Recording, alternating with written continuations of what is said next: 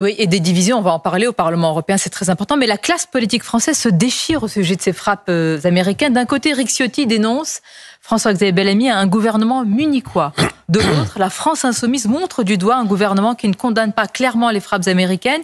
Et LFI en appelle au droit international.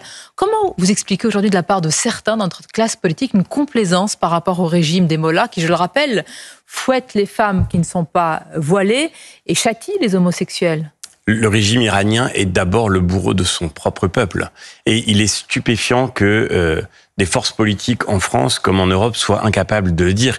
Et moi, je pense aujourd'hui à l'attitude sidérante, il n'y a pas d'autre mot, de la France insoumise, dont les parlementaires invoquent maintenant le droit de l'Iran de répliquer. Comme si l'Iran, en la matière, était agressé gratuitement. L'Iran, tous les jours, le régime iranien a menacé de détruire Israël.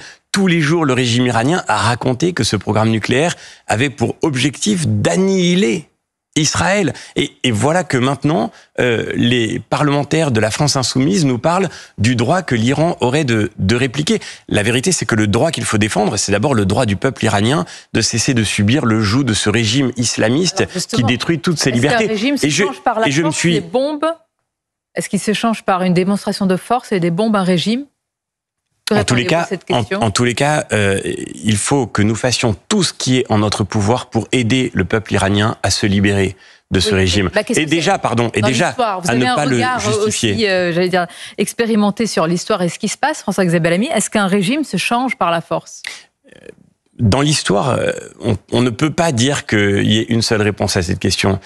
Si les Américains et les Britanniques, s'étaient dit en 1944, non, maintenant on s'arrête là, on change pas des régimes par la force, le destin de l'Europe aurait peut-être pas été exactement le même aujourd'hui. Il y a eu aussi évidemment des exemples catastrophiques. Mais ce que je veux dire, c'est qu'au moins commençons par cela. Au moins commençons par ne pas légitimer un régime qui aujourd'hui opprime son peuple. Et quand la Commission européenne, il y a quelques années, en pleine révolte des femmes iraniennes, alors qu'elles risquaient leur vie, et pour certaines donnaient leur vie, pour se libérer du hijab, quand la Commission européenne répondait avec ses publicités infâmes qui disaient « apporter de la joie, accepter le hijab », ou bien « la liberté est dans le hijab », moi je peux vous dire, Sonia Mabrouk, que je suis fier que nous ayons, notre délégation au Parlement européen, interdit par des amendements à la Commission européenne de financer ces publicités. C'était un début. Et maintenant, notre devoir, et je pense que diplomatiquement, là aussi, il y a quelque chose à faire là-dessus, c'est de dire aux Iraniens, si vous sortez de cette logique, si vous sortez de ce programme nucléaire, si vous sortez